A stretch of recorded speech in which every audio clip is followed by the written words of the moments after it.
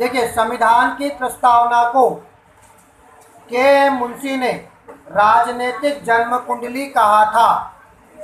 संविधान की प्रस्तावना को के मुंशी ने राजनीतिक जन्म कुंडली कहा था। प्रस्तावना क्या होता है? जैसे कोई भी चीज़ लिखते हैं हम लोग, शुरुआत में इंट्रोडक्शन लिखते हैं, तो जो प्रस्तावना था, हम भारत के लोग, हमने जो लिखा था ना प्रस्तावना, उस प्रस्तावना को जो के मुंशी साहब थे उनने कहा था जन्म कुंडली, राजनीतिक जन्म कुंडली।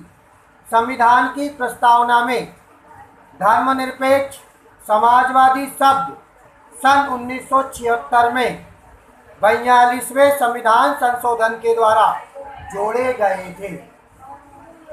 संविधान की प्रस्तावना धर्मनिरपेक्ष मतलब हमारे देश में सभी धर्म समान हैं, सभी धर्मों को समान आदर है।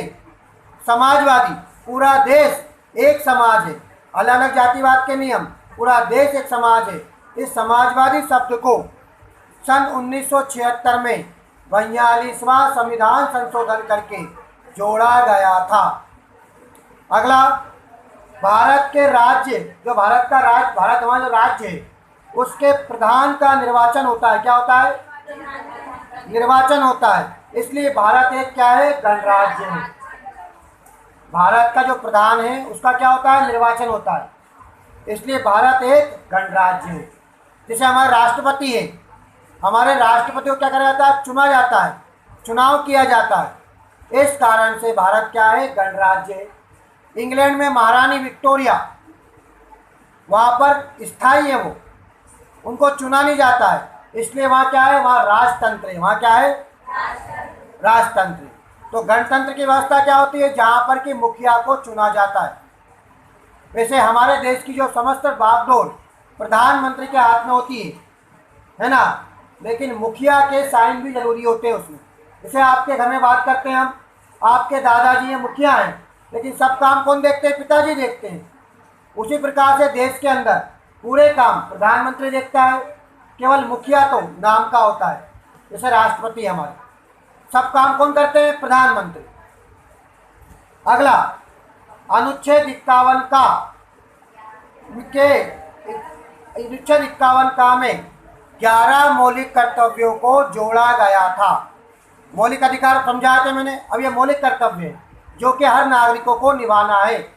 जब राष्ट्रीय गान चल रहा है तो खड़े हो जाएं, राष्ट्रीय संपत्ति की रक्षा करें, महिलाओं की सुरक्षा करें, रक्षा करें, पर्यावरण की रक्षा करें, ये सब हमारे मौलिक कर्तव्यों में आते हैं। हम विस्तार से समझेंगे इसको। संसदीय शासन प्रणाली में कार्यपालिका व्यवस्थापिका के प्रति क्या होती है? उत्तरदायी होती है। भाई, संसदीय शासन प्रणाली में कार्यपालिका व्यवस्थापिका के प्रति उत्तरदायी होती है।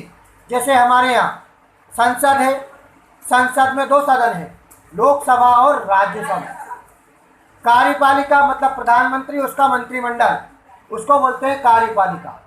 तो ये कार्यपालिका जो कार्य करती है, यह व्यवस्थापिका के प्रति उत्तरदायी होती है। व्यवस्थापिका मतलब लोकसभा और राज्यसभा।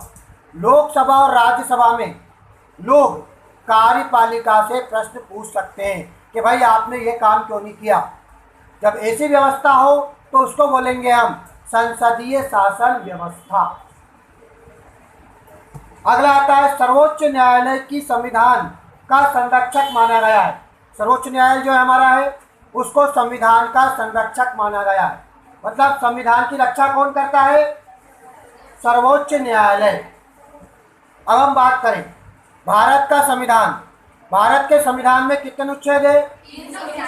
395, 395। इसलिए ये विशाल संविधान है। अमेरिका के संविधान में कितने अनुच्छेद हैं? मात्र 7 आर्टिकल से 7 अनुच्छेद है।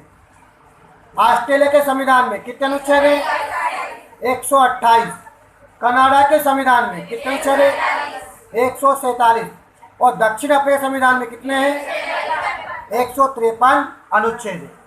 यह आपके ऑब्जेक्टिव है। पहला प्रश्न लिखिए आप लोग, समझ में आया? पहला प्रश्न लिखिएगा।